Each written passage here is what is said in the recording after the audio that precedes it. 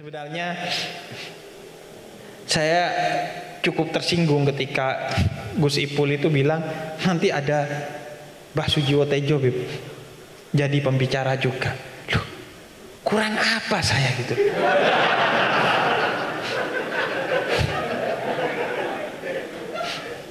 Kenapa harus datengin Mbah Sujiwo Tejo itu? Kok seolah-olah ilmu saya ini masih kurang itu loh. Sebenarnya saya rada tersinggung gitu. Cuma berhubung Mbah Tejo bersama nanti alunan musiknya yang itu tidak saya memiliki kemampuan itu, maka oh ya ada nilai lebih yang akan diberikan oleh Mbah Tejo.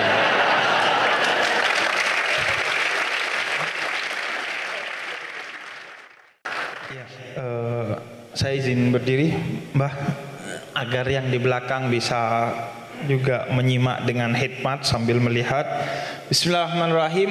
Alhamdulillah wassalatu wassalamu ala Rasulillah wa ala alihi wa sahbihi wa man wala.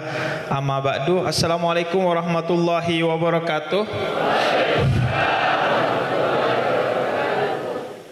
Terima kasih kepada Gus Bara selaku Wakil Bupati Kabupaten Mojokerto atas rumah dinasnya yang diperkenankan untuk menjadi tempat berkumpul kita pada malam hari ini. Dan pada malam hari ini saya juga mau menyampaikan terima kasih atas pimpinan lagu kebangsaan kita tadi, karena saya sudah lama itu rindu untuk bisa khidmat. Bang Sofi, kepada Bang Sofi saya mau mengucapkan terima kasih Bang Sofi. Saya rasa kita semua rindu menyanyikan lagu kebangsaan Indonesia sehikmat tadi, sehikmat ketika kita berdiri untuk menyambut Nabi Muhammad ketika Mahallul Qiyam. Tapi seringkali bukan lagu kebangsaannya yang ketularan hikmat dari Mahallul Qiyamnya, tapi justru Mahallul Qiyamnya ketularan tidak hikmat seperti lagu kebangsaannya. Dan tadi kita merasakan hikmat itu, sehingga kemudian kita bisa terdidik. Nah, saya mau ke sana karena kita ini terlalu banyak berbohong dan dijejali kebohongan. Kita ini terlalu sering berbohong dan dijejali kebohongan. Sampean kalau nonton TV itu kan isinya kebohongan semua tuh. Sinetronnya ya bohong, beritanya ya hoax, bahkan azannya. Saya itu masih gak terima azan di TV itu karena lip sync.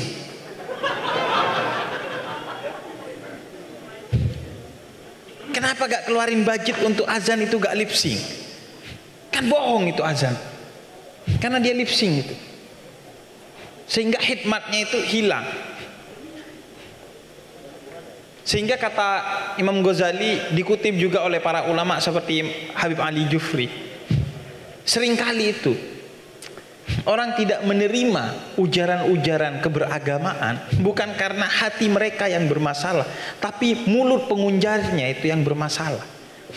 Banyak orang mengajarkan agama, tapi mulut dia itu tidak beragama, sehingga kemudian menjadi masalah di sana sini. Padahal kategori ilmu di dalam Al-Quran itu, ilmu itu adalah apa yang kamu lakukan, bukan apa yang kamu ketahui. Makanya Al-Quran katakan fas'alu ahla dzikir in kuntum la ta'lamun. Kalau kamu tidak mengetahui, bertanya kepada ahli zikir. Quran nggak bilang fas'alu ahlal fikir. Quran nggak bilang fas'alu ahlal fikir in kuntum la ta'lamun. Seharusnya kalau kamu nggak tahu, tanya ke orang yang tahu, ahli berpikir. Tapi Quran ahli zikir, langsung melompat ke ahli zikir. Karena apa yang kamu pikirkan, kalau tidak kamu zikirkan, itu bukan ilmu dalam kategori Al-Quran. Dan kita banyak tuh sekarang mencoba menyerap ilmu dari orang yang bahkan tidak pernah menzikirkan ilmunya. Kepalsuan tuh di mana-mana, sehingga kemudian bahkan azan lo palsu. Kan berita palsu aja itu udah aneh ya. Reality show lo, gak real, gak reality, gak real. Reality show gak real. Kita dijejali itu kebohongan demi kebohongan. Dan sama dengan kasus Mahalul Qiyam dan lagu kebangsaan, justru YouTube nanti kemudian ikut mempertontonkan kebohongan-kebohongan itu. Mempertontonkan, dibuat gimmick seperti ini, gimmick seperti itu. Makanya sampean nonton Jeda Nulis aja.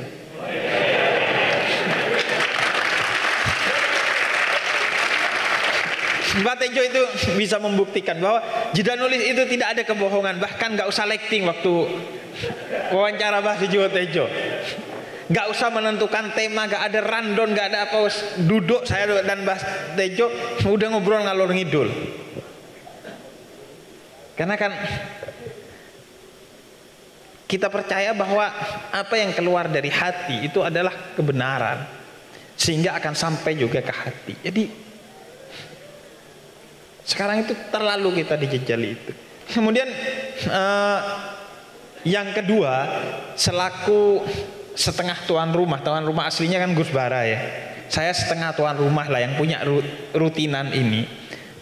Saya mohon untuk kita khidmat pada malam hari ini.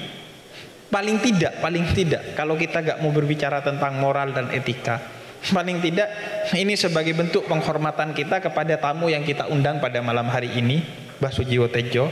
Dengan kita tidak menyalakan HP, kita tidak melakukan aktivitas apapun kecuali yang berhubungan langsung dengan apa yang ada di panggung ini. Kalau lagi bermusik, menikmatinya. Kalau lagi menyampaikan pendapat, didengarkannya. Kalau perlu ada yang ditulis, monggo ditulis.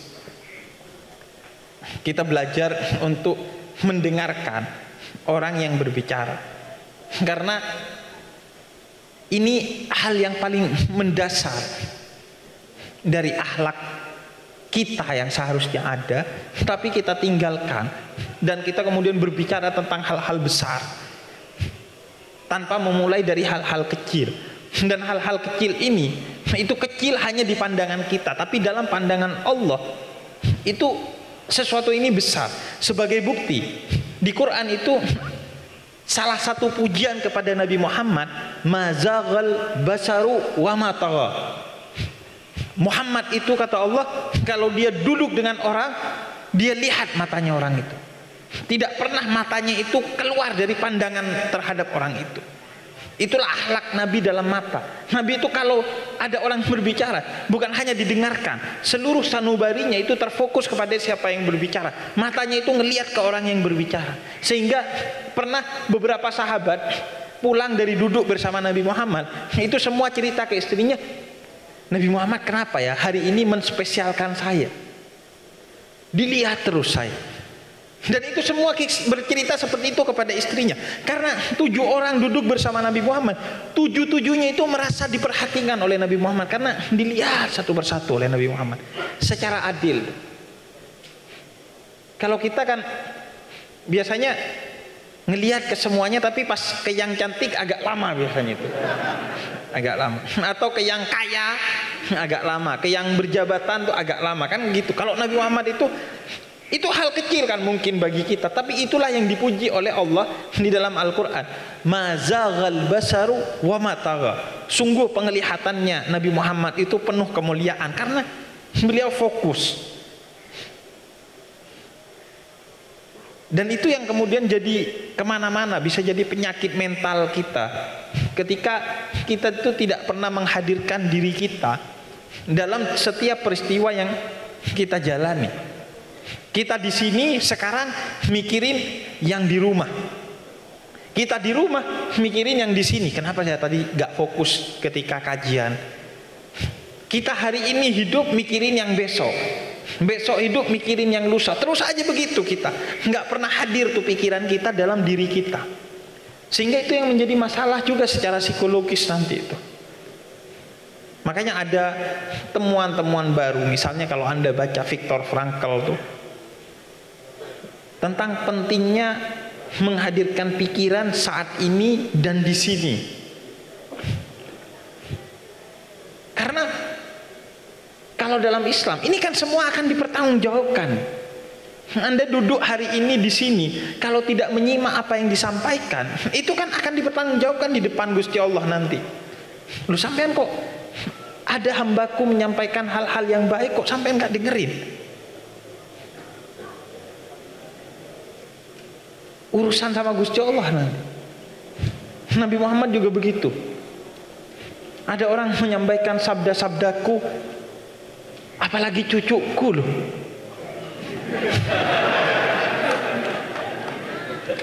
Gak didengerin. Makanya Gusti Allah dari awal gak mau ini terjadi kepada Gusti Allah, sehingga Gusti Allah tekankan di dalam Al-Quran, fa idza quri'al Qur'an fastami'u. Kalau Quran dibacakan, dengerin, simak, resapi, dan kalian boleh cek tuh di acara-acara pemerintahan, acara-acara kebudayaan, acara-acara pengajian. Itu baca Quran, lagu kebangsaan, itu hanya selayang pandang tuh. Quran lagi dibacakan orang main HP, Quran lagi dibicarakan orang ngobrol, gak cendikiawannya, gak kiainya, gak habibnya, gak ustadznya, gak pejabatnya, semuanya tuh. Saya lihat tuh sering terjadi hal-hal seperti itu. Padahal Quran bilang, "Dakuri Al-Quran fastami'u." Makanya dilarang dalam kesepakatan Darul Ifta Misriyah, lembaga fatwanya Mesir, itu dilarang nyetel ayat Quran di pasar atau di tempat-tempat yang tidak memungkinkan orang untuk menyimaknya. Itu gak boleh. Di pasar waktunya orang kerja kan sering tuh. Sampean kalau ke Sunan Ampel banyak tuh kan orang nyetel Quran. Itu nanti Quran yang melaknat dia di akhirat tuh. Karena nggak boleh, itu kan ngeprank gitu. Lah iya, saya itu merasa diprank oleh mereka lewat Bismillahirrahmanirrahim. Kita kan harus dengerin tuh, wajib itu hukumnya. Gusti Allah lagi ngomong kita gak dengerin, karena itu haram tuh di pasar nyetel ayat Quran. Seperti haramnya kita ketika mau tidur itu menyetel ayat Quran sebagai media untuk kita tidur, sehingga ada momen kita tidur dan ayat Qurannya tetap berjalan. Jadi makanya kata Gusti Allah, fastami'u, dengerin kalau saya ngomong. Dan itu hal yang dasar sekali yang sekarang kita lihat di forum-forum. Ya orang kan tetap. Sampai saya tuh sering berada di kondisi yang membingungkan. Ada seorang yang ngerti agama tapi ngajak ngomong ketika Al-Quran dibacakan, ya mau gak dengerin dia takut tersinggung, dan kemudian dianggap begini dan begitu. Mau dengerin Al-Quran juga takut, mau dengerin dia ngomong. Masa kita gak dengerin Al-Quran? Kita dibuat berada di dalam kondisi-kondisi yang paradoks dan anomali itu karena tatanan yang gonjang-ganjing. Seperti Anda di pesawat yang sedang gonjang-ganjing, yang sedang turbulensi. Misalnya Anda mau ngasih aqua kepada dia dalam keadaan di gelas tuh, Anda mau ngasih aqua untuk diminum, tiba-tiba karena turbulensi jadi tumpah. Jadi kamu nyiram saya, lu enggak, saya mau ngasih, tengkar tuh orang. Karena tatanan kebudayaannya tidak diatur dengan baik. Karena orang sudah terbiasa untuk gak dengerin omongan orang lain, terbiasa untuk tidak menghargai orang lain. Ini yang paling mendasar dari apa yang akan kita bicarakan panjang pada malam hari ini tentang toleransi. Karena inti di antara inti-inti toleransi itu adalah penghargaan kepada orang lain. Penghargaan kepada orang lain.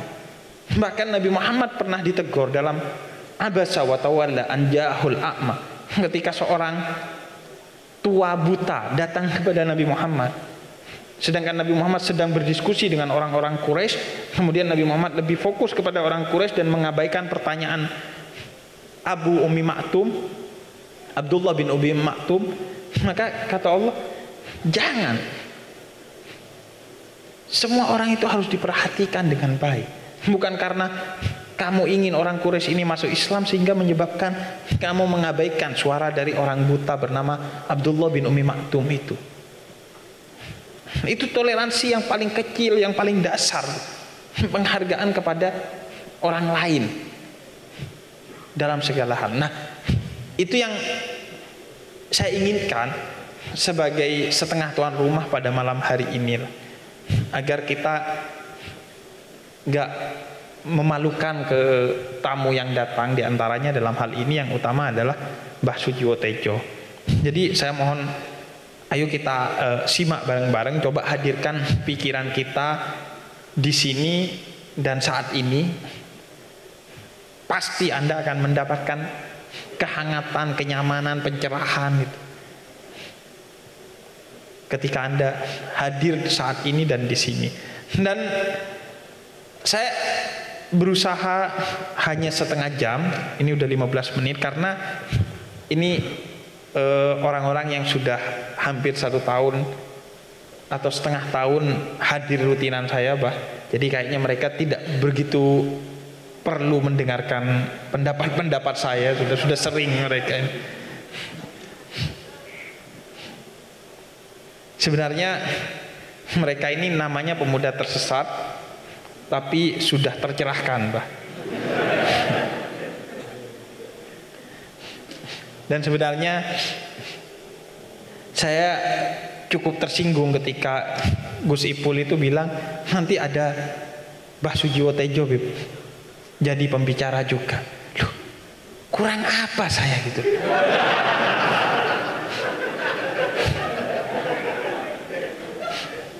Kenapa harus datengin Mbah Sujiwo Tejo itu? Kok seolah-olah ilmu saya ini masih kurang itu loh. Sebenarnya saya rada tersinggung gitu.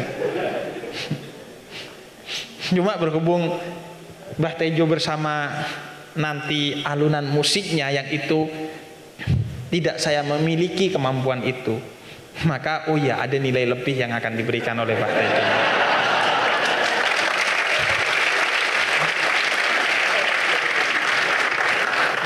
Dan saya terus terang, saya tidak menghadirkan musik dalam ceramah saya, bukan karena saya tidak mau belajar musik dan tidak bisa bermain musik, tapi saya meyakini musik itu haram.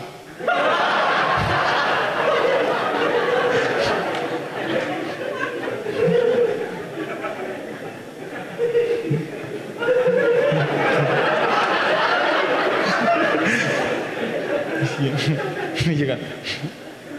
Mbah Tejo kalau di ILC itu dulu saya lihat gagah betul kan. Jadi saya itu bernafsu pengen ngerosting Mbah Sujiwo Tejo.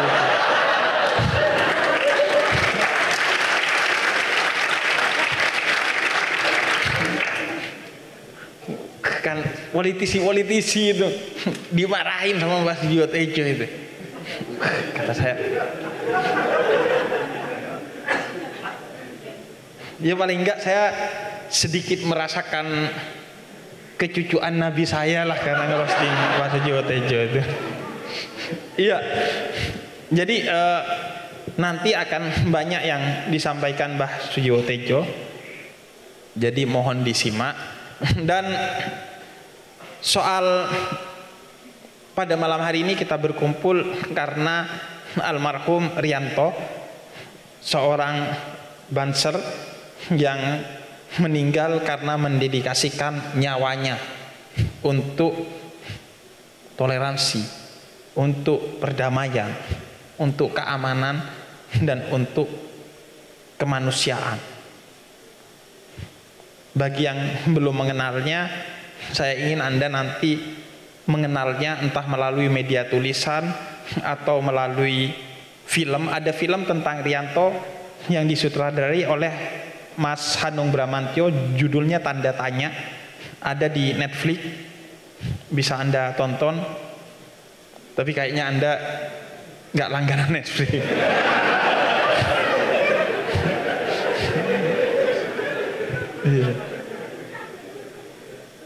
Jadi itu film yang menjadi biografi almarhum Rianto. Karena itu saya mohon membacakan suratul Fatihah untuk almarhum Rianto ila hadratin Nabi Muhammadin sallallahu alaihi wa ala alihi wasallam, khususan ila ruh almarhum Rianto wal muslimin wal muslimat wal mu'minin wal mu'minat. Al-Fatihah. A'udzubillahi minasyaitonir rajim. Bismillahirrahmanirrahim.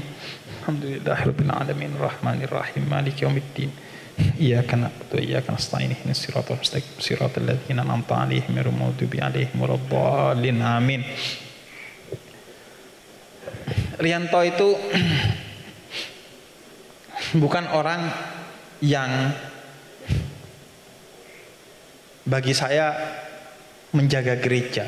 Kita itu akhirnya terlalu berusaha menghukumi orang dengan tidak mengetahui apa yang sedang terjadi, sehingga hukum itu keluar berdasarkan praduga kita tentang orang lain, bukan tentang apa yang terjadi kepada orang lain. Orang berdebat tentang boleh enggak menjaga gereja. Loh, yang dilakukan oleh Rianto dan teman-teman Banser itu sebenarnya bukan menjaga gereja, sebagaimana yang kemudian diceritakan oleh banyak ulama. Yang dilakukan mereka itu adalah menjaga kita agar gak ngapa-ngapain gereja ketika mereka melangsungkan ibadahnya, baik ibadah Natal ataupun ibadah-ibadah lainnya.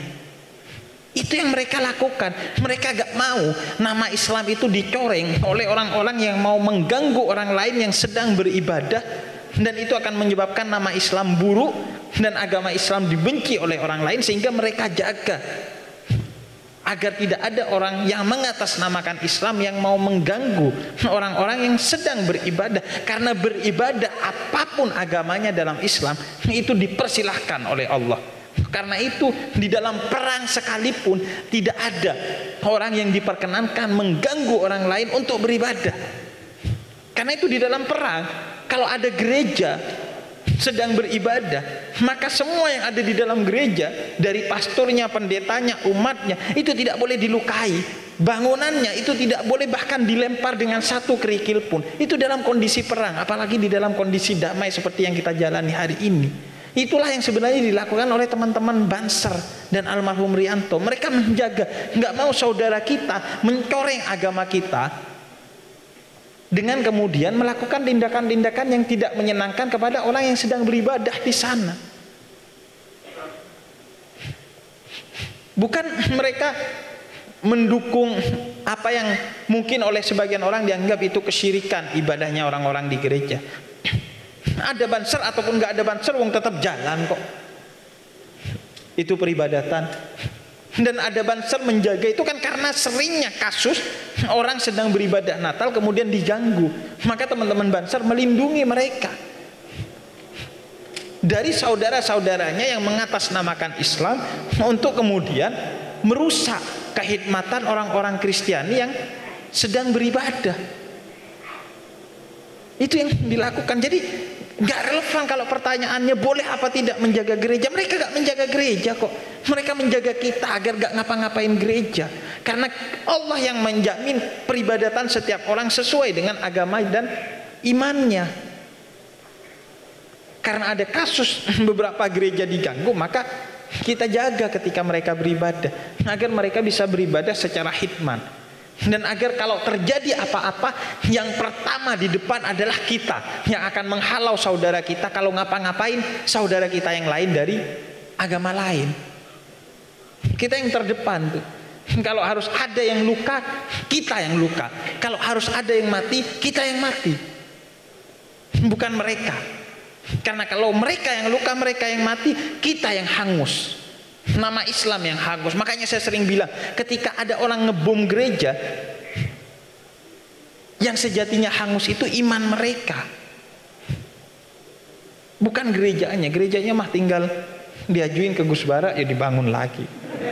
Iya kan? Kan tinggal dibangun. Infrastruktur tuh gampang bangunnya. Yang masalah iman kita itu yang hangus. Nah karena itu yang juga perlu kita pelajari bahwa itulah Islam. Nabi Muhammad itu ketika beliau mau ke Mekah dari Madinah dengan 1000-an hingga 4000-an umat Islam bersenjata lengkap mau pergi ke Mekah untuk melakukan umroh, maka itu beberapa tahun menjelang umat Islam melakukan Fathu Mekah, menguasai kota Mekah, melakukan pembukaan terhadap kota Mekah. Sudah kuat mau datang ke Mekah untuk beribadah umroh, dihadang oleh orang-orang musyrik Mekah, tidak diperkenankan masuk ke Mekah di satu tempat yang disebut dengan Hudaybiyah. Maka kata Sayyidina Umar Ibnul Khattab, Nabi serang aja ini orang-orang musyrik ini, karena jumlah kita jauh lebih besar dari mereka dan kita pasti menang kalau kita serang mereka. Kemudian kata Nabi, aku diutus untuk memberi rahmat, bukan untuk memerangi siapapun. Enggak. Kemudian Nabi ajak dialog.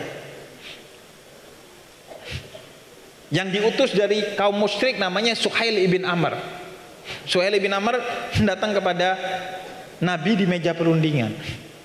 Kemudian kata Nabi, apa yang harus kita ambil sebagai titik sepakat agar tidak ada darah yang tumpah hari ini, tidak ada nyawa yang melayang hari ini.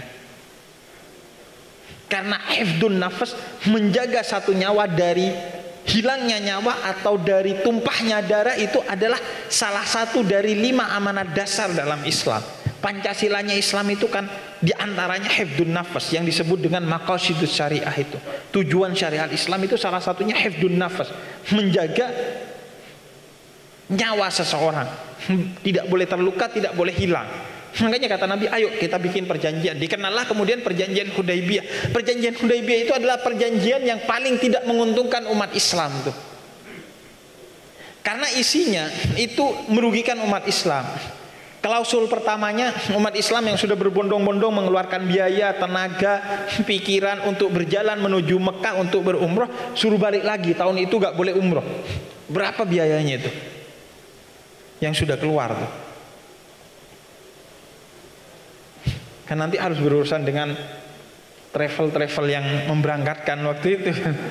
Itu berapa kerugiannya? Ya itu mirip gitu, sampean sudah sampai Jeddah, kemudian suruh pulang tuh. Kan apalagi orang Madura itu kan iya kan, dia kalau pergi ke Mekah itu ngumpulin bahkan dari koin-koin 100-an 500-an zaman dulu. Jadi pas nyampe Jeddah suruh pulang, keket boy kak, tengkar aja, nggak mau dia, suruh pulang langsung. Lebih baik pulang nama daripada dia. Saya Anda hati-hati sama orang yang ngomong lebih baik demi ini demi itu. Nah, kemudian klausul keduanya, kalau ada orang musyrik masuk Islam, maka dia harus dikembalikan ke musyrik. Sehingga nanti ada kisah tentang Abu Jundah ibn Suhail, ketuanya orang musyrik, anaknya namanya Abu Jundah, itu masuk Islam. Kata Nabi, enggak, saya terikat kepada perjanjian untuk tidak boleh nerima orang masuk Islam dari kalangan musyrik Mekah, maka kembalilah kamu.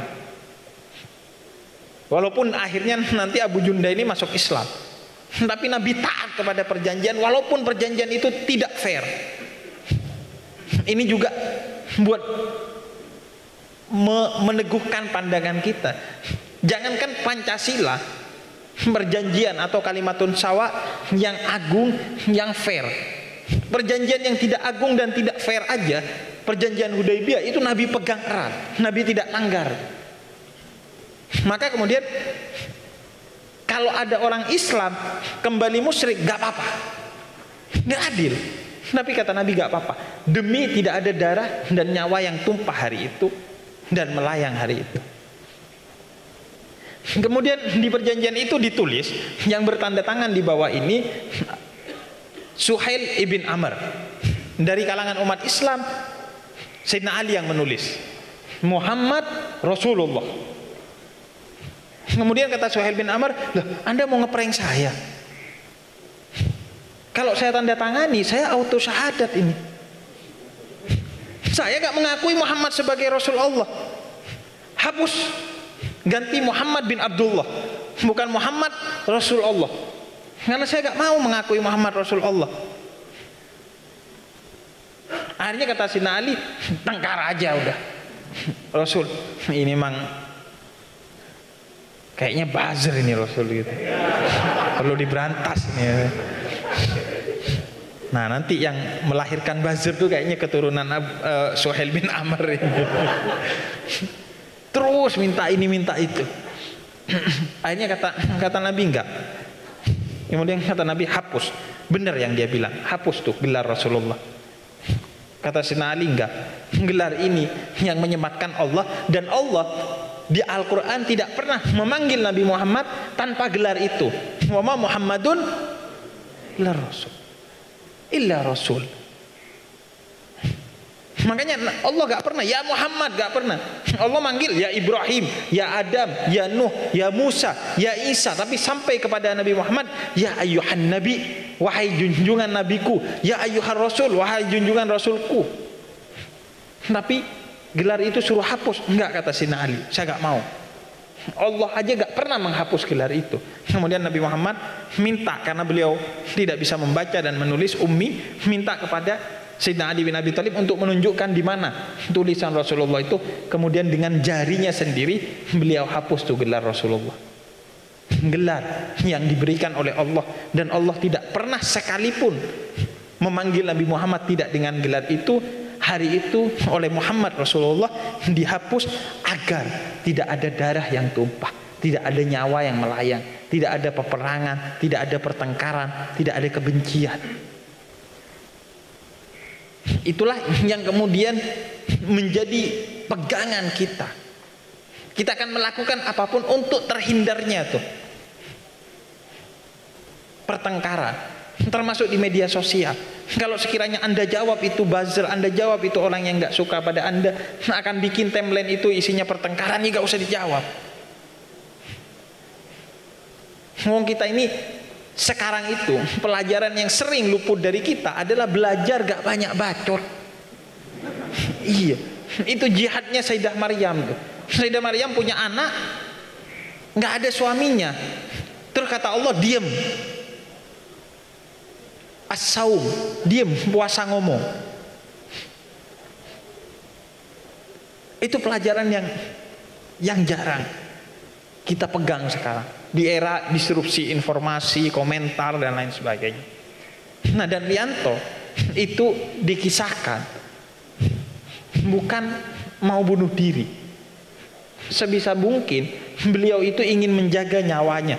Karena itu ketika beliau menemukan bom di dalam gereja, beliau ambil, kemudian beliau berlari keluar gereja karena tidak ingin iman umat Islam itu hangus hari itu.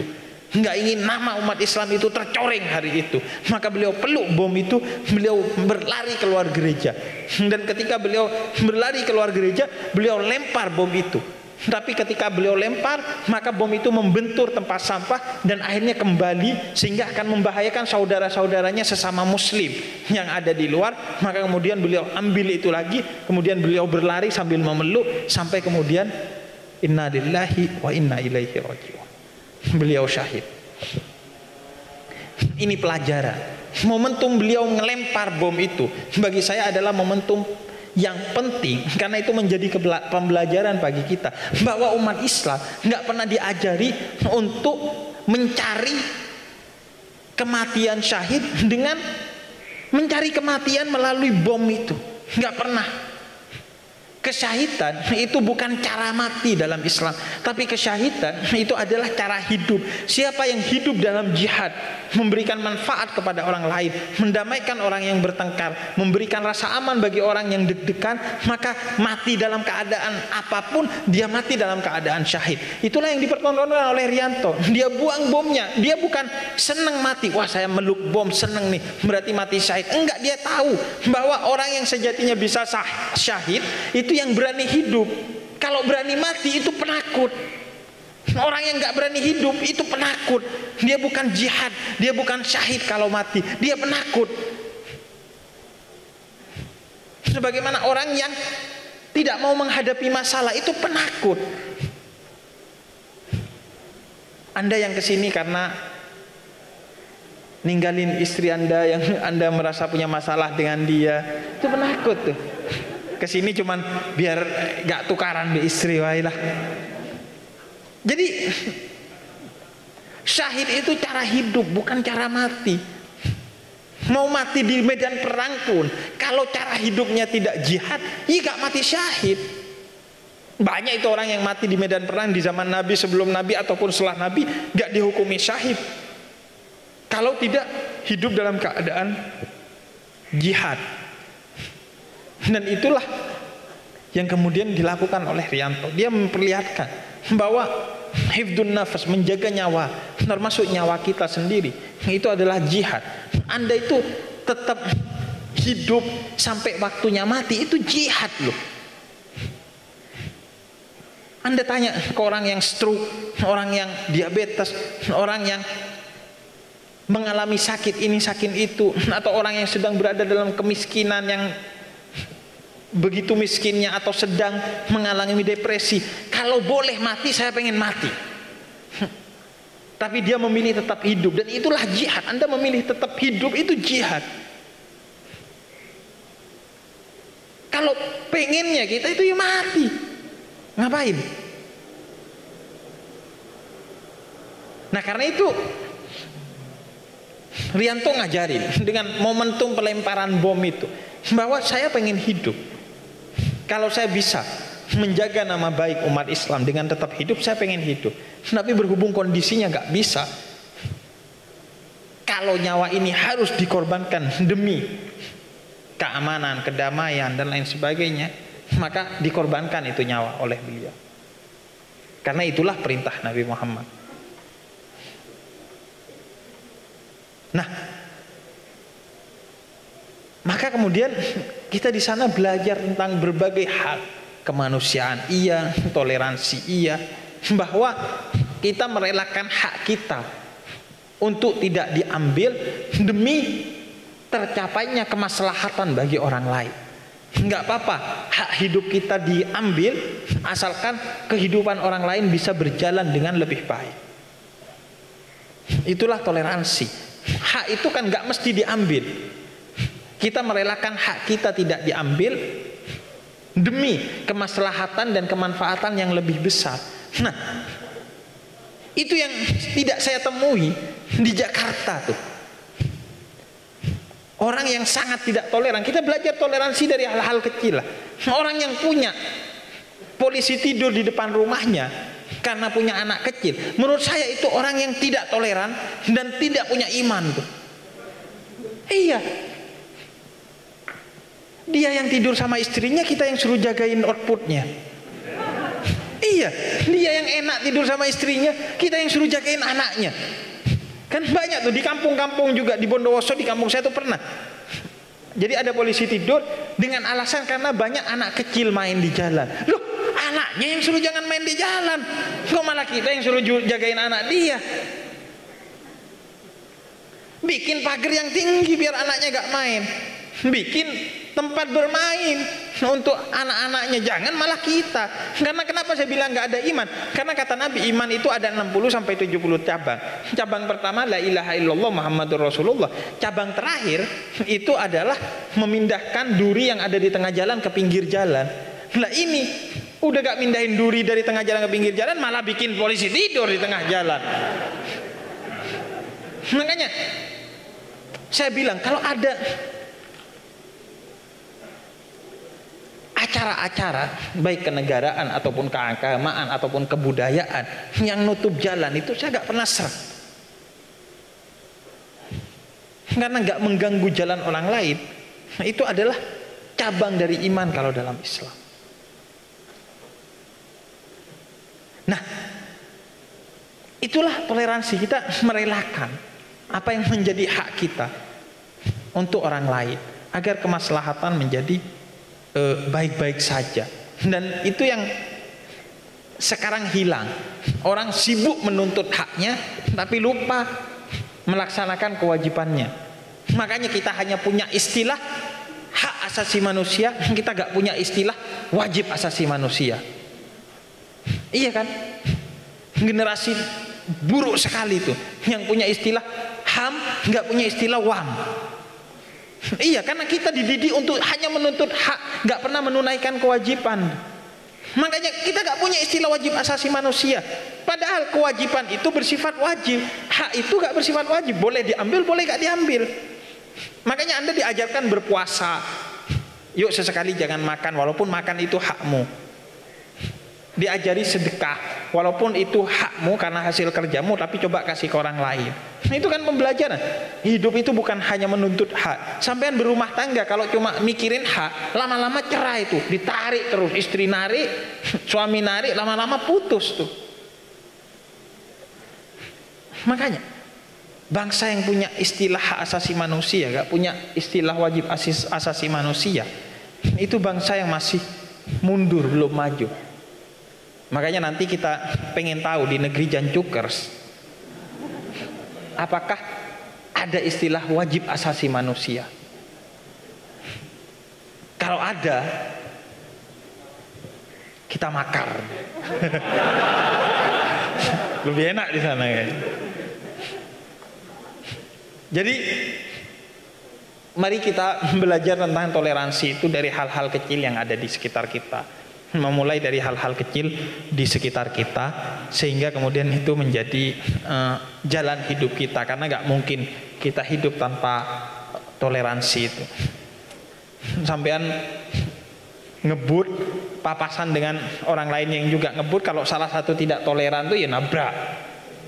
Gak mungkin tuh, harus ada toleransi. Makanya tanpa itu gak mungkin kita bisa hidup. Nah, sesuai janji ini kurang lebih sudah setengah jam. Jadi itu pengantar dari saya. Nanti mungkin akan ada sesi tanya jawab yang kita bisa eksplorasi lebih dalam tentang makna Riyanto, toleransi dan lain sebagainya. Selanjutnya saya serahkan kembali ke moderator. Terima kasih. Wassalamualaikum warahmatullahi wabarakatuh. Waalaikumsalam warahmatullahi wabarakatuh. Luar biasa sekali. Terima kasih Habib. Jadi memang sahabat Riyanto ini salah satu pahlawan kemanusiaan ya hadirin. Saya pernah dengar itu kalau orang baik itu akan terasa baik ketika beliau sudah wafat. Jadi kebaikannya ini tetap terkenang meskipun beliau sudah tidak ada di dunia ini. Nah, berbicara tentang toleransi tadi Nabi Muhammad SAW telah mencontohkan bagaimana toleransi itu. Setelah ketika kita berkaca di negeri ini, Habib, Mbah, di negeri ini ada yang namanya demokrasi. Nah, kalau menurut kita pribadi, demokrasi di Indonesia ini masih semu-semu gitu ya Mbak ya. Nah, untuk itu bagaimana penegakan toleransi dan juga bagaimana baiknya ini kedepannya jika diterapkan di Indonesia dan khususnya ketika kita sebagai warganya gitu. Nah, untuk itu kepada Mbah Sujiwo Tejo kami persilakan. Assalamualaikum warahmatullahi taala wabarakatuh. Waalaikumsalam warahmatullahi wabarakatuh. Terima kasih. Biar kayak pejabat ya. Terima kasih. Terima kasih kepada Bapak Wakil Bupati Gus Bara, juga Kiai Saifullah, Gus Ipung, dan saya lihat tadi putranya Mbah Husein ada ya, Gus Fahmi juga, Kiai Fahmi ada di sini, putranya Mbah Imron Jamil, Gus Isa juga ada, banyak Gus-Gus di sini. Kalau ada Presiden Janjuker seluruh Gus ngumpul, itu bedanya sama Habib.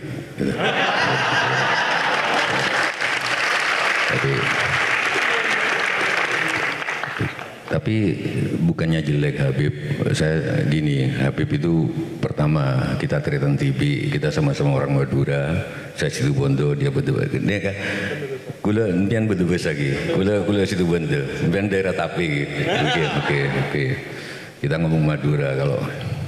Bukan karena itu saya mendukung, tapi karena saya dengan segala hormat terhadap sholawat Tomboati, saya nggak begitu suka yang maca Quran sama anane salat mengilakonono wong kang soleh kumpulono. Lho nek ngumpuli wong soleh apa gunane ya? Lho terus sing tersesat itu sapa sing ngumpuli? Habib ngumpulin orang-orang tersesat karena kalau orang soleh ngapain dikumpulin? Justru tugas kita kan ngumpulin orang yang tersesat, yang nggak soleh. Itu kritik saya kepada Sholawat Tombati. Terus kritik saya terhadap Habib tapi gitu. Nek ceramah itu ngomong tok gak ono musik. Aku selalu bilang kata-kata itu sampah. Kenapa? Karena kata-kata itu selalu berlibat. Coba nanti, kenapa kata Tuhan Maha Kuasa?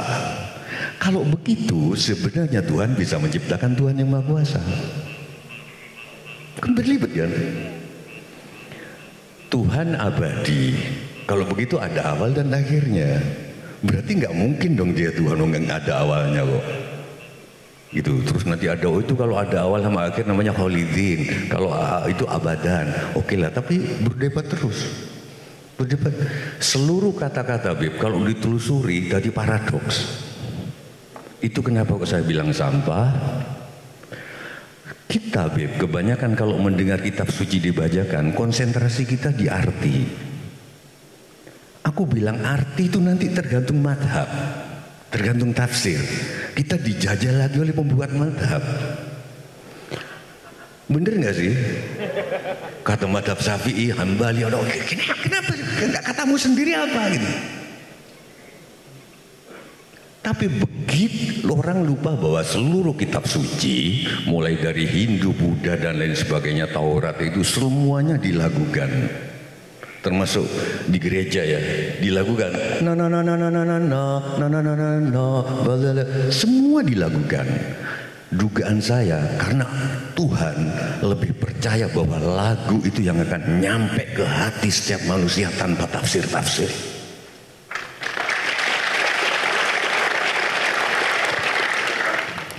Salah satu karena saya di matematik, Beb. Semuanya ingin saya buktikan, Beb. Katanya Al-Quran itu mujizat.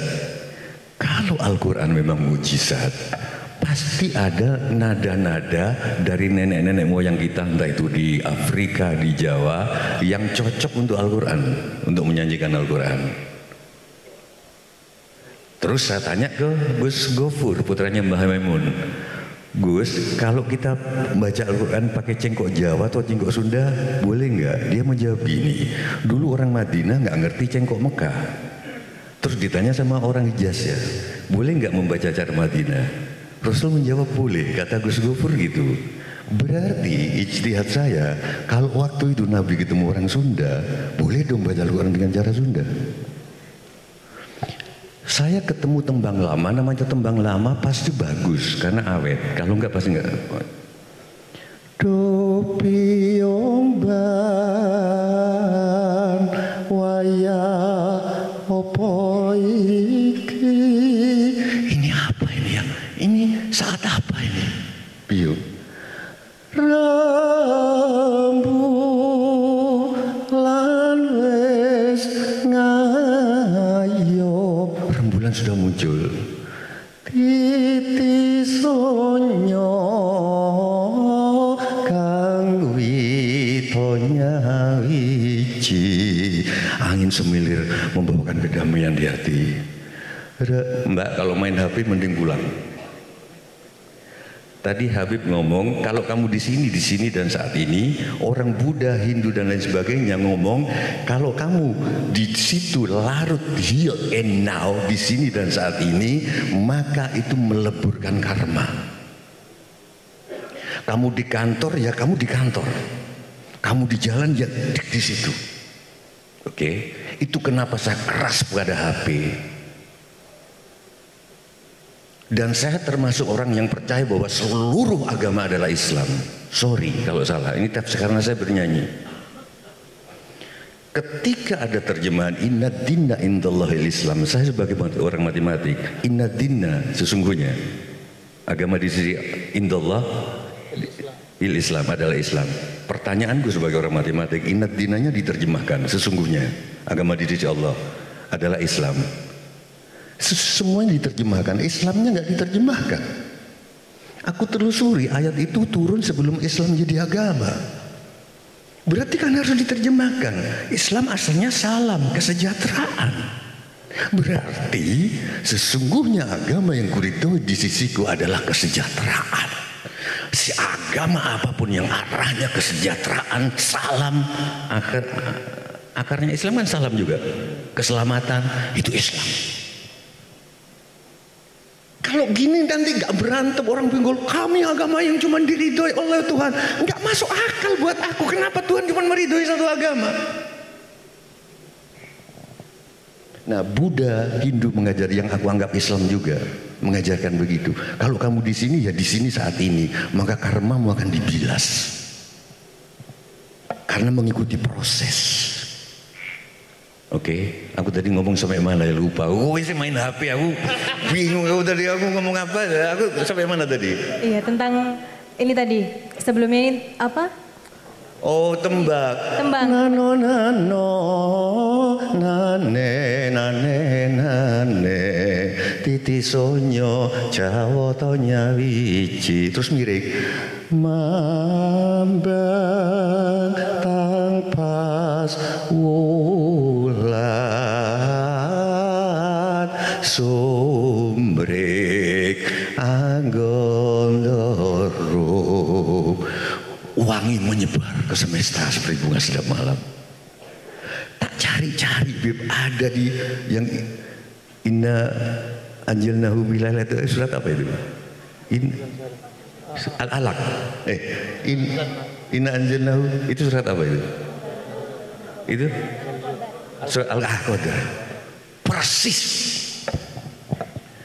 Inna anzalnahu fi lailatul qadr wa ma adraka ma lailatul qadr lailatul qadri khairum min alfi syahr tanazzalul malaikatu warruhu fiha biidzni rabbihim min kulli amr.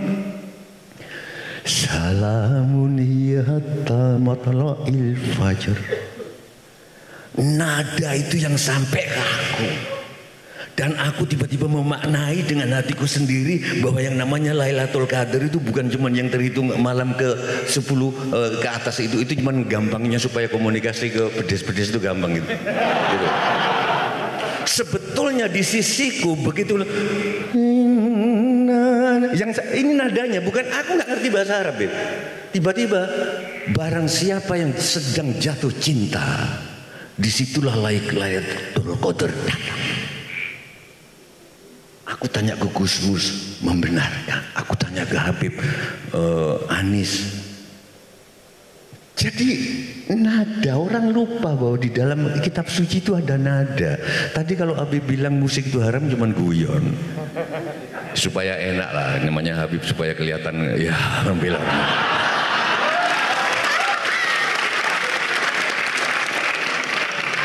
Definisi musik itu adalah ada ritme, ada pengulangan, itu musik. Sehingga kalau ada ulama bilang musik itu haram, saya sebagai orang matematika bingung. Apa yang nggak musik di dunia ini? Nafasmu itu musik. Ada pengulangan. Kalau lagi tegang dedek-dedek kayak musik naik. Sinar matahari keluar, dia melukis juga. Itu musik. Kata-kata ini musik. Kalau enggak kan jadi orang di GPS kan, belok kanan, Anda salah. Itu enggak ada musik, enggak ada musik, enggak mau ngomong ini musik. Terus musik diharamkan, aku bingung, Beb. Wallahi, wah orang Islam, Beb. Wallahi. Nah, supaya cepat masuk ke sesi tanya jawab, saya terus bilang ke Habib, Beb, sorry, dengan segala ceramah tanpa musik bagi aku sampah. Jadi nanti pembagian tugas ya, Beb, gimana? Bagian sampah-sampah sampean. Aku sekarang akan menyanyi ingsun dengan paduan suara dari mana ini? Hah? Ini dari mana aja? Hah? Yang berdiri. Oh, perempuan nggak bisa berdiri ya, cowok yang bisa ya. Enggak berdiri. Enggak, dari mana tolong yang ceng-ceng sama Mayu? Enggak, berdiri dong. Kita kan Forum Rakyat Voice. Semua berdiri. Ini mic-nya di mana yang tengah ini? Kok bisa berubah semua? Mic-nya ini di mana posisinya? Yang tengah. Ayo dong please. Please. Sambil menunggu kata-kata adalah, saya tadi bilang ke Habib, tolong nanti diskusinya, betul nggak sih toleransi di Indonesia ini ada? Bagi saya nggak ada. Ini kok berubah lagi ya suaraku di sini ya? Suaraku di sini berubah, nggak enak. Tadi enak, suaraku berubah jadi keras sekarang, atos. Oke, jadi gemuk gitu loh. Oh. Tes, yang belakang nggak ada mic-nya. Gimana ya? Itu yang sana ada. Toleransi nggak enak, mic suaraku berubah. Itu bedanya aku sama Habib. Habib kenceng ngomong terus walaupun mic-nya nggak enak. Kalau aku nggak bisa, telingaku peka banget. Ya. Aku bukan cuma ke kamu loh keras. Menteri pun main HP di depanku, aku kata-katain. Ada banyak saksi. Gitu. Tes. Nah, toleran. Nah, ini enak mas. Apa? Kenapa?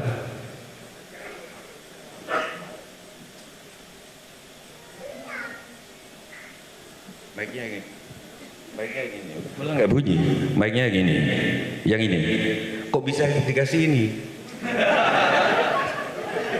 Tes.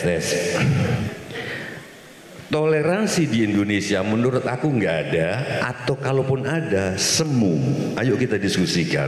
Toleransi yang sedang berlangsung sekarang adalah silahkan kamu jalanin keyakinanmu, silahkan kamu jalanin keyakinanmu, silahkan kamu jalanin keyakinanku, dan aku akan menjalani keyakinanku. Tapi keyakinanku lah yang paling benar. Gimana ini disulut dikit jadi api? Toleransi yang aku bayangkan dan aku yakin ada pembenarannya di kitab suci, kecuali kalau beliau nggak mau membenarkan. Silakan kamu jalani keyakinanmu, silakan kalian jalanin keyakinanmu, silakan kalian jalanin keyakinanmu. Semoga kelak kita akan bertemu pada kebenaran yang sama.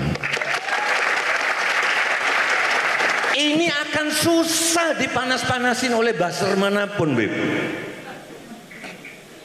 Keyakinanku adalah gampang sekali kalau aku mendengarkan musik. Tapi kita dengerin dulu musiknya. Kenapa aku sampai pada tafsir seperti ini? Karena musik. Judulnya Ingsun.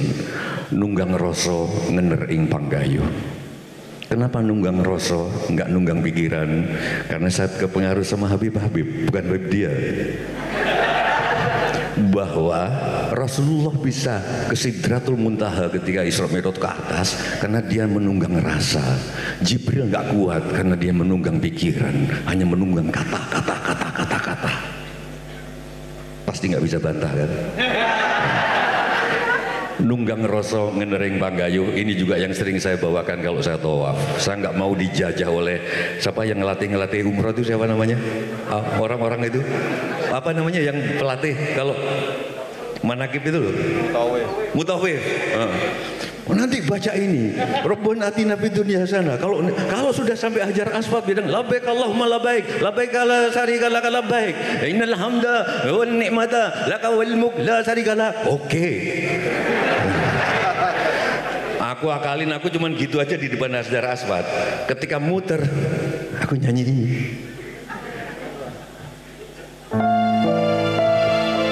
Masa Gusti Allah gak ngerti?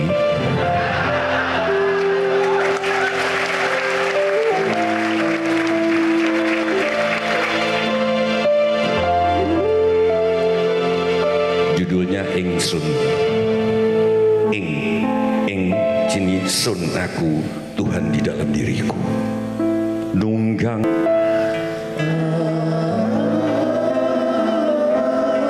labbaik Allahumma labbaik.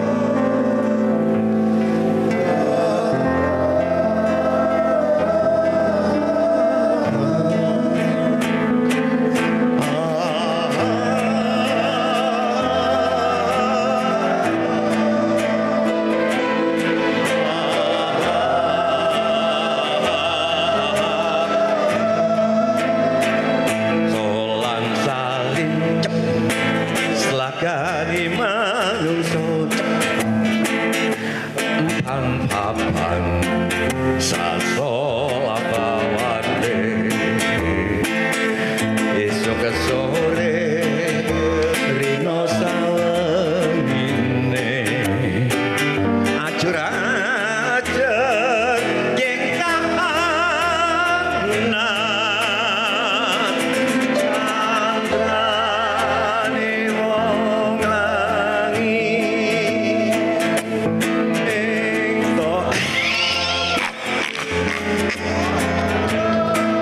labbaik Allahumma labbaik.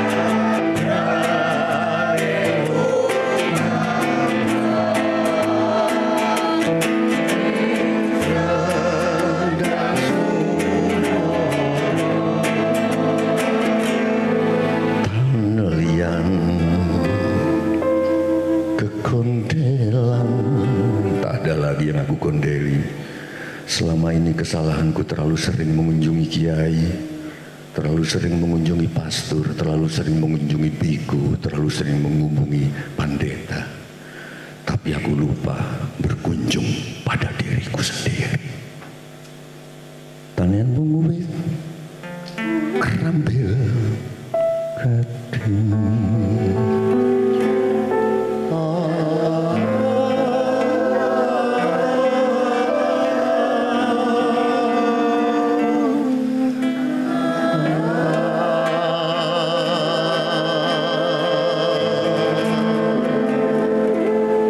Terima kasih.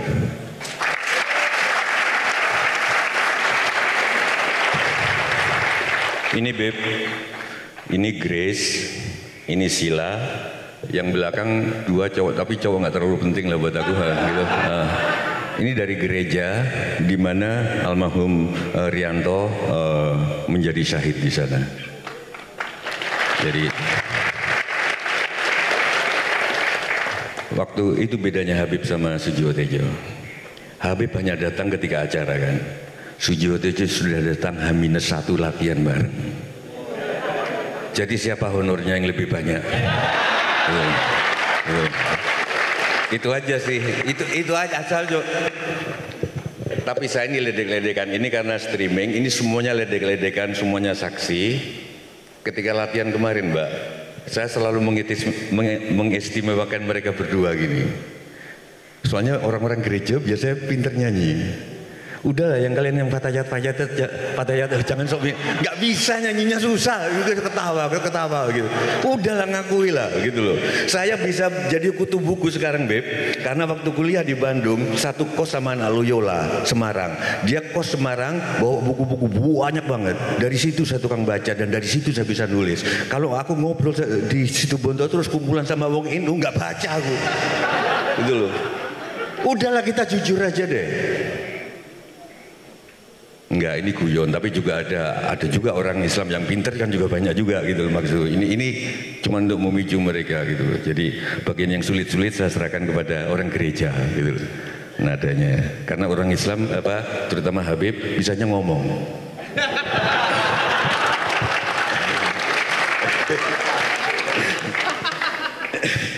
Jadi Beb, diskusinya selain toleransi tadi di saya, toleransi yang benar adalah bukan toleransi ketika kamu masih mendaki gunung. Ketika kamu masih mendaki gunung, iya kamu, kenapa kamu ngelihat manukmu? Kamu gitu loh. Dia tak tunjuk gini terus ngelihat gini. Raimu. Raimu, bukan manukmu, raimu. Masya Allah. Ini Pak Bupati gimana Pak Bupati, rakyatmu kok kayak gini. Aku ngomong apa tadi? Sampai mana? Nah, ketika kamu manjat gunung, lihat jalan setapak. Sorry ini misalkan gunung, kamu akan merasa bahwa jalanmu yang paling benar. Tapi begitu kamu sudah sampai puncak gunung, lihat ke bawah, seluruh jalan setapak menujumu.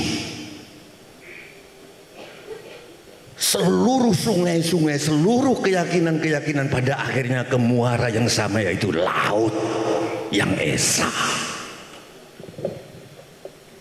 Dulu ada kristal itu bernama keyakinan. Lalu zaman es mencair terjadi karena ada sinar matahari, es mencair menjadi lautan yang esa. Matahari apa? Kesadaran.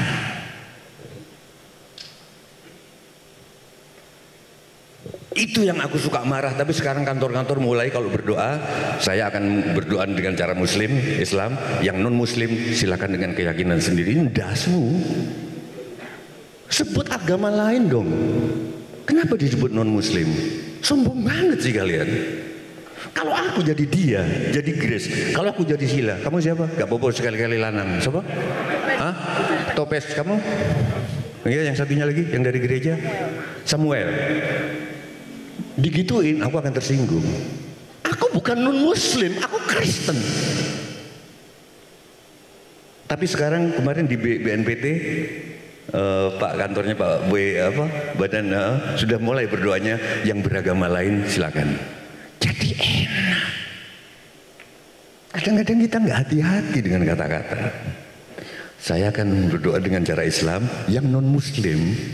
Kalau aku jadi Kristen, aku kan tukang protes, kecuali ke anak perempuanku. Aku itu paling sedih kalau sudah disetirin anak perempuanku namanya Randu. Kan nyetirnya kan, aku belum marah, dia marah duluan. Menurut apa? Udah diam aja gitu. Mampus asu tenaga gitu. Tapi ternyata kiai-kiai itu penghapusannya anak perempuan. Berarti aku sama dengan kiai. Nah, jadi toleransi yang hakiki, menjaga diksi, itu saja sih untuk lemparan diskusi. Sebelum diskusi kita nyanyi bersama Suki Tanpa Bondo. Tapi saya tertarik tadi sama kendang, Beb. Kendangnya si urip nggak Ongi? Hah? Sing urip Rinio. Aku seneng penyanyimu ya enak mau. Sing nyanyi Titi Kolomongso yo. Ayu nggak bojai? Ya. Kendangi sama ininya juga. Endi wonge? Hah? Renio, lha kowe Renio cepetan karo sing main iki ojo jimbe. Nanti tak kode masuk-masuknya. Kalian nggak ikut latihan nggak apa-apa.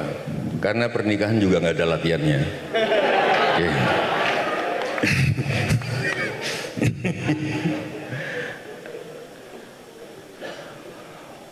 Ayo cepetan.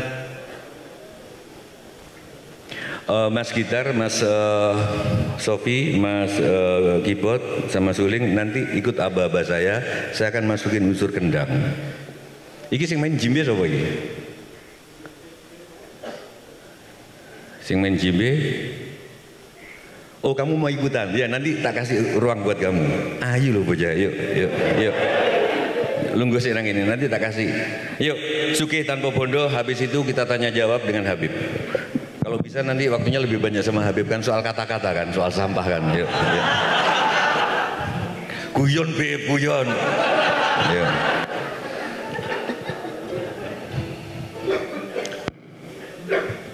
Nggak masuk gitar.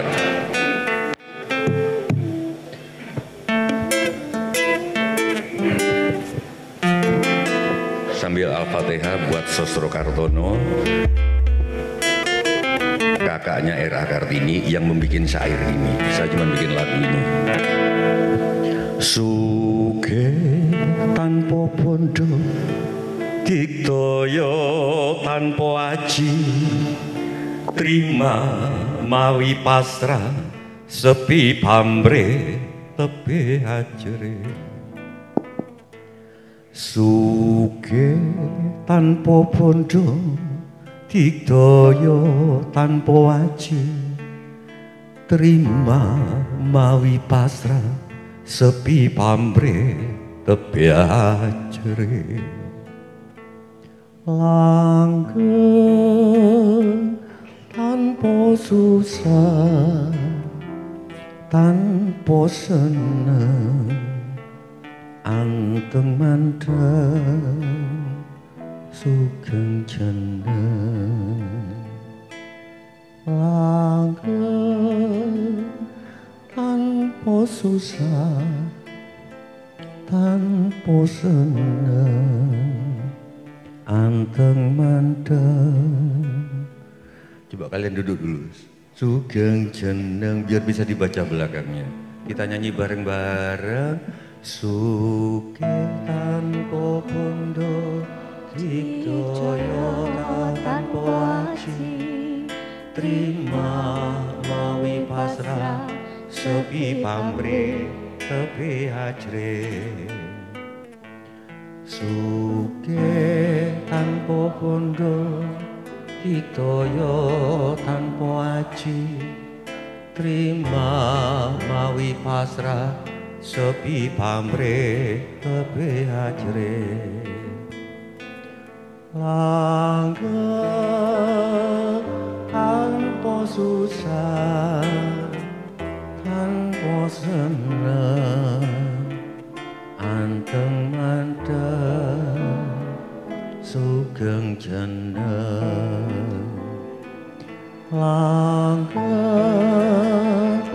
tanpa susah, tanpa seneng, anteng mandeng, sugeng jeneng.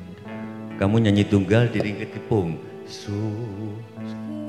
Tanpa bondo, digdaya tanpa aji, terima mawi pasrah, sepi pamrih tepi haji.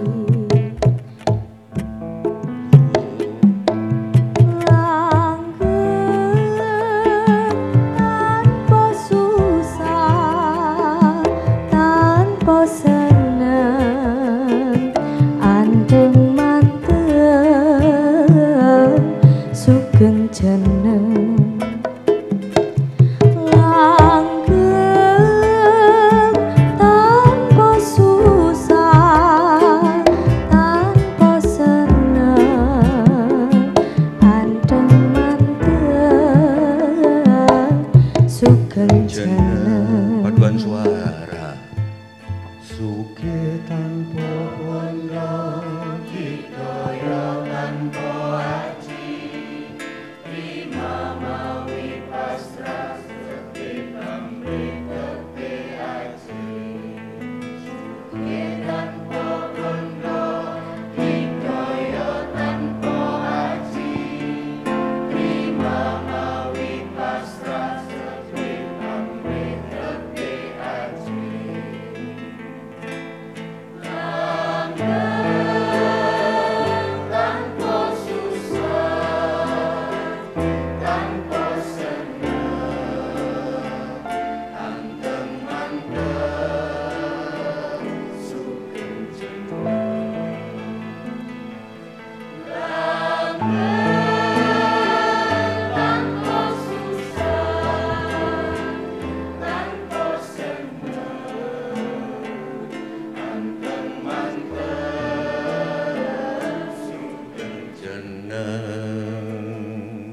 Kita masuk jalur pantura. Sugih tanpa bondo, digdaya tanpa aji, terima mawi pasrah, sepi pamrih lebih haji. Sugih tanpa bondo, digdaya tanpa aji. Buka sidik. Ayo kita. Nek aku buka sidik, iki terlalu istiqomah. Nek buka sidik, jos. Gitu loh. Ya, oke. Sugih tanpa pondo, digdaya tanpa hati. Buka sidik. Terima mawi pasrah, sepi pamrih tepi hati. Sugih tanpa pondo, buka sidik. Coba, ojo. Jos mandek sih. Buka sidik, jos tuh. Wah, terima. Jadi enak. Musik supaya nggak kelihatan sampah.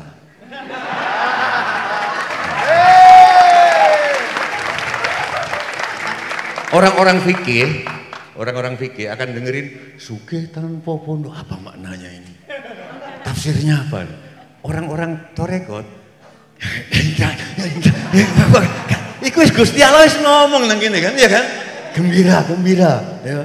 Dan apa tafsirnya ini? Apa? Madhab apa ini?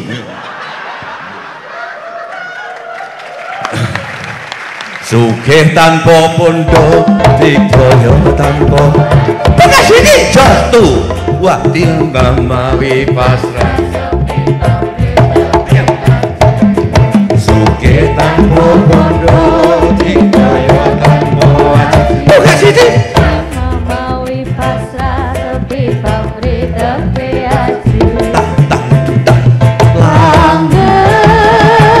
Tanpa susah, tanpa senang, adem mantep, sugih jeneng. tanpa susah, tanpa senang. Awas, anteng manteng.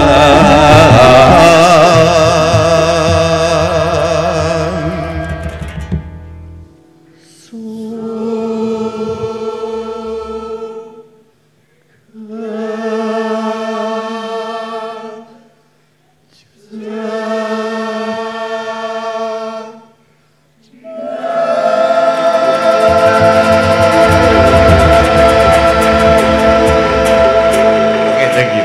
Saya tidak pakai lagi. Saya aku tangan. Kamu PKB ya? Kenapa? Wong PKB. Boten. Soalnya dia gak irama dangdut, kowe kok keberatan begitu dangdut, kowe seneng banget. Oke, tidak. Oke, moderator. Oke, luar biasa sekali. Terima kasih Mbak Tejo, juga grup paduan suara, grup musikalisasi puisi. Oke, saat ini saat yang ditunggu-tunggu juga ya. Sesi tanya jawab diskusi di sini. Sebelumnya kita buka pertanyaan langsung jawab atau 3/3 gitu nih. Bagaimana Habib? Langsung saja nggih. Kan aku udah bilang urusan sampah, Habib.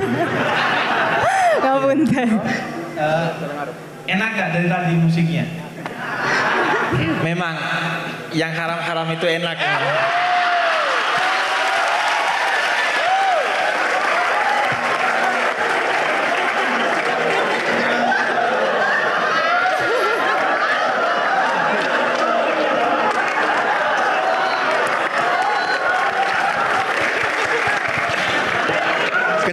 Kendangin aja Melayu sih. Kendangin di. Kalian di situ masalah.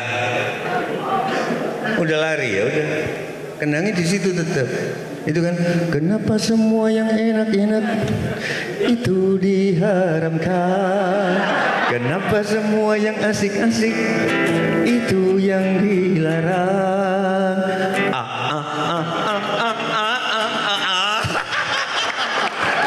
Sampai ojo lungo. Coba dikenangi yuk. 3, 4. Kenapa semua yang enak-enak itu yang dilarang? Kenapa semua yang asik-asik terlalu Ya langsung di. Tapi apa? Itu semua bentuk keakraban ya. Nah, bagi saya canda itu bentuk keakraban. Anda hanya akan bercanda dengan orang yang bagi Anda sudah akrab. Dan memang musik itu bagi saya, ini sedikit, bagi saya musik itu makna. Musik itu yang memberi, salah satu yang memberi wadah makna bagi seseorang. Karena contohnya sederhana. Anda coba lihat video orang yang jatuh tersungkur karena kakinya kepleset kulit pisang atau apapun. Anda lihat itu mungkin Anda akan empati atau bahkan bersedih hingga menangis melihat itu karena Anda kasihan kepada orang yang jatuh itu. Tapi coba video yang sama Anda kasih musiknya Warkop DKI itu.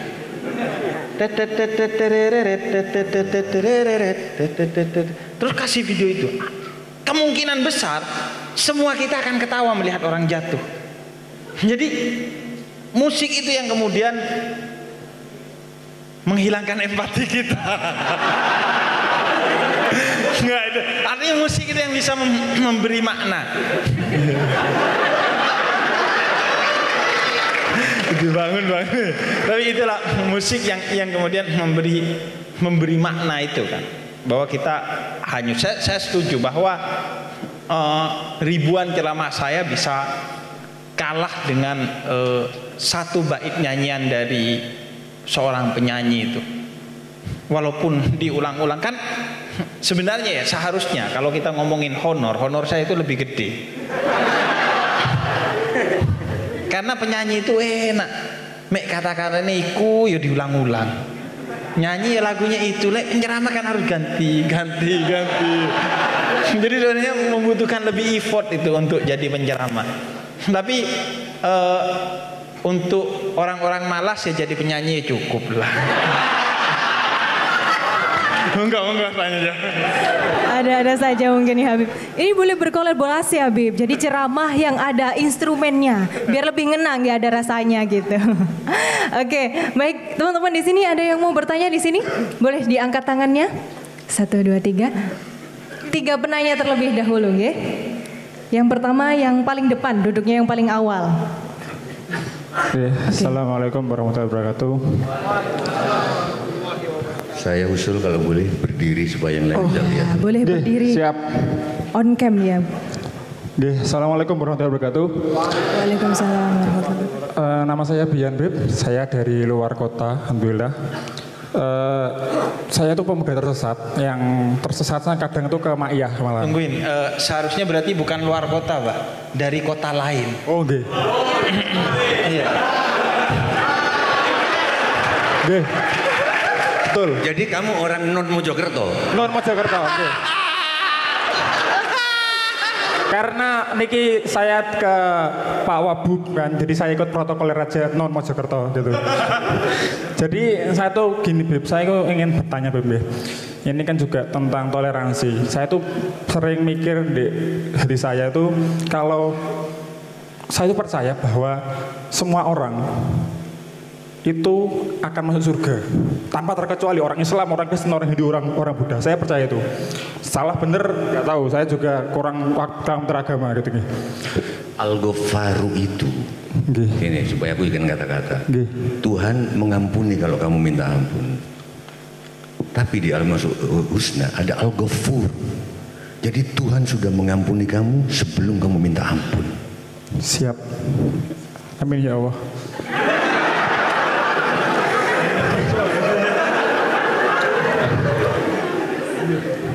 Saya itu meyakini bahwa semua agama itu benar, semua agama itu akan masuk surga pada akhirnya nanti.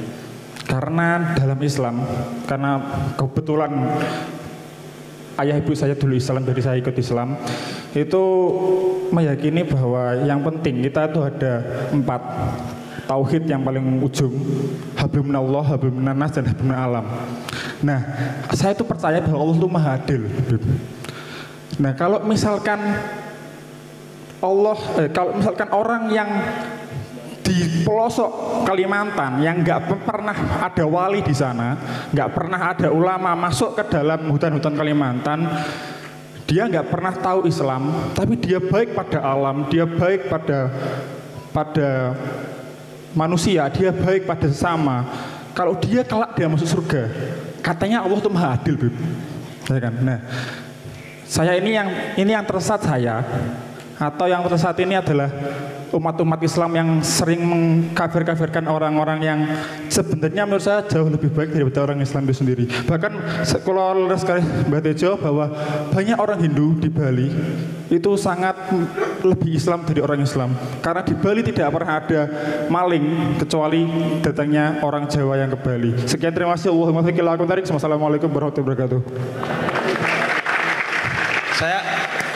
Saya usul setiap satu pertanyaan langsung dijawab agar terus kita bergulir gitu, berkembang gitu. Jadi jawaban saya nanti juga bisa menjadi bahan buat pertanyaan, jawaban Mbah Tejo juga bisa jadi bahan untuk pertanyaan.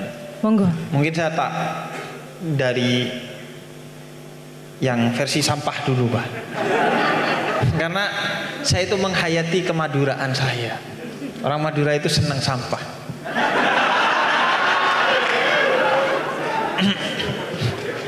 Dia jihadnya itu di sampah. mengubah apa yang disebut sampah itu menjadi berkah itu.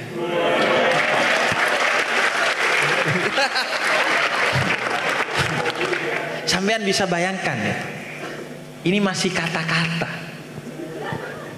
Gimana kalau pakai musik loh?